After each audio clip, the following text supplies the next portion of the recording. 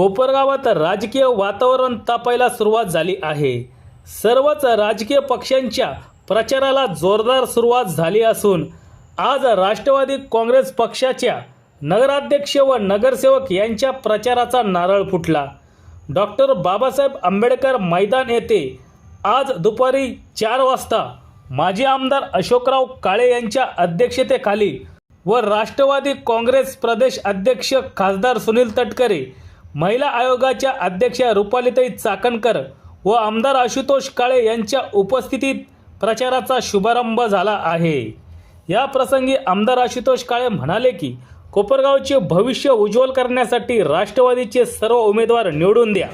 कोपरगाव नगर परिषदेच्या 2025च्या या निवडणुकीसाठी आयोजित या सभेचे अध्यक्ष आपल्या सर्वांचे मार्गदर्शक माजी आमदार अशोकदादा काळे, आपल्याला या ठिकाणी मार्गदर्शन करायला आलेले राष्ट्रवादी काँग्रेस पक्षाचे प्रदेश अध्यक्ष खासदार तटकरे साहेब, महिला आयोगाच्या अध्यक्षा सौ रुपालीताई चाकणकर, राष्ट्रवादी काँग्रेस पक्षाचे नगराध्यक्ष पदाचे उमेदवार का ज्यांना 2 डिसेंबरला कोपरगावचे मतदार नगराध्यक्ष म्हणून त्या ठिकाणी बसवणार आहे, असे आपल्या सर्वांचे लाडके उमेदवार आदरणीय काकाजी कोयटे, नगरसेवक पदाचे सर्व उमेदवार, राष्ट्रवादी काँग्रेस पक्षाचे सर्व पदाधिकारी,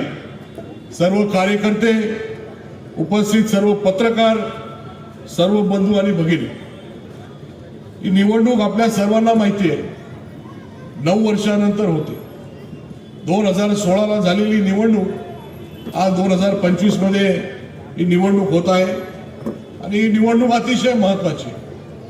आपल्या कोपरगाव शहराचा विकास किंवा आपल्या कोपरगाव शहराला विकसित करण्यासाठी, कोपरगावचं भविष्य अजून उज्ज्वल करण्यासाठी ही निवडणूक अतिशय महत्त्वाची आहे.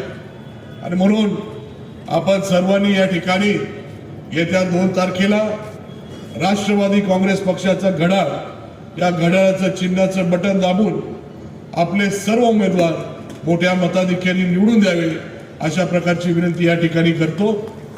आपण सर्वांना कल्पना आहे साहेब, 2016च्या दिवशी 2016च्या वर्षी कोपरगाव शहराने 23 दिवसात पाणी बघितलं आणि म्हणून कोपरगावकरांनी मला 2019ला विधानसभेमध्ये त्यांचा आमदार म्हणून पाठवलं. राज्य सरकारच्या माध्यमातून पाणी पुरवठा योजना मंजूर करून मी आता 5 नंबर तलाव पूर्ण केलेला आहे आणि जे 15 ते 23 दिवसात पाणी कोपरगाव वासियांनी बघितलेलं होतं, आज ते 4 दिवसानंतर येते. 5 नंबर तलावाचं काम पूर्ण झालेलं आहे, परंतु 1 नंबर ते 4 नंबर तलावाचं काम अजून बाकी आहे. ते कामं करून मला कोपरगाव शहराला रोज पाणी द्यायचा संकल्प त्या ठिकाणी मी घेतलेला आहे आणि म्हणून मी दिलेला शब्द निश्चित पूर्ण करतो. आपल्या आशीर्वादाने जे काही शासनाकडनं मदत लागते ते निश्चितपणाने मिळून कोपरगावकरांना दिलेला शब्द मी निश्चितपणाने पूर्ण करणार आहे. माझ्या जोडीला नगराध्यक्ष म्हणून काकाजी कोयटे आणि सर्व नगरसेवक त्या ठिकाणी असतील आणि म्हणून जे काही स्वप्न आम्ही कोपरगाव शहरासाठी बघितलेलं आहे ते निश्चितपणाने त्या ठिकाणी पूर्ण होतील.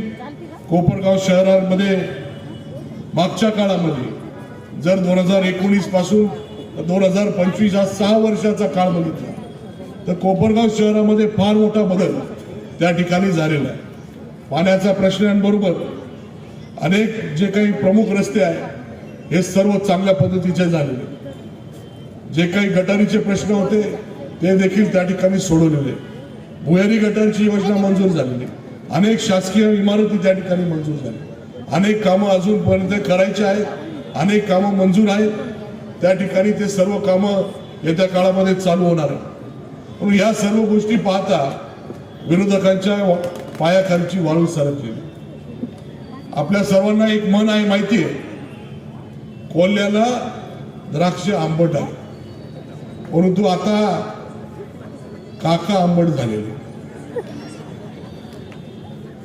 जी गोष्ट आपल्याला मिळू शकत नाही, जी गोष्ट आपल्यापासून लांब गेलेली त्या गोष्टीबद्दल अपप्रचार करायचा, चुकीच्या गोष्टी सांगायच्या, आणि म्हणून आपल्याला ती म्हण काका बदलावी लागणार.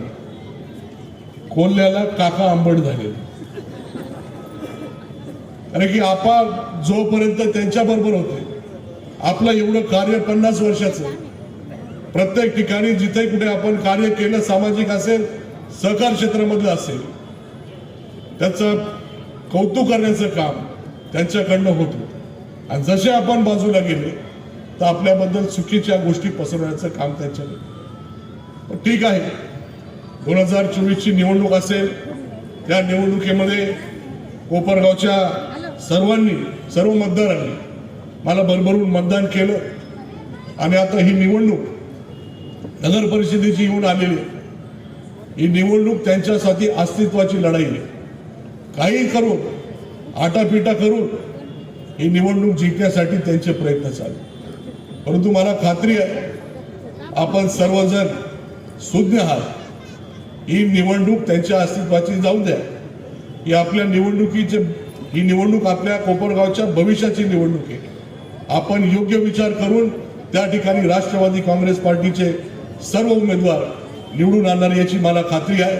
आणि म्हणून आपण सर्वांनी येत्या 2 तारखेला जे काही मतदान आपल्याला करायला जायचं आहे, 3 मतदान आपण त्या ठिकाणी करणार आहोत. तर तिन्ही मतदान राष्ट्रवादी काँग्रेस पक्षाचं घड्याळ चिन्हाचं बटन दाबून निश्चितपणाने आपण सर्व उमेदवार निवडून आणावे, एवढी या ठिकाणी विनंती या निमित्ताने करतो. आपल्या सर्वांना रुपालीताई आणि तटकरे साहेब यांचे विचार या ठिकाणी ऐकायचे आहे, म्हणून मी माझं भाषण या ठिकाणी आटोपत घेतो. आणि आपण मोठ्या संख्येने या ठिकाणी उपस्थित झाले. एक अजून विषय म्हणजे आता सगळ्या गोष्टी झाल्या, फॉर्म भरायची मुदत संपलेली आहे, छाननी झालेली आहे, छाननीमध्ये कुठल्याही प्रकारची हरकत नाही. आणि या चुकीच्या पद्धतीने आता कोर्टामध्ये जाऊन काकांच्या विरुद्ध त्या ठिकाणी केस दाखल केली आणि तारीख लगेच उद्या ठेवली.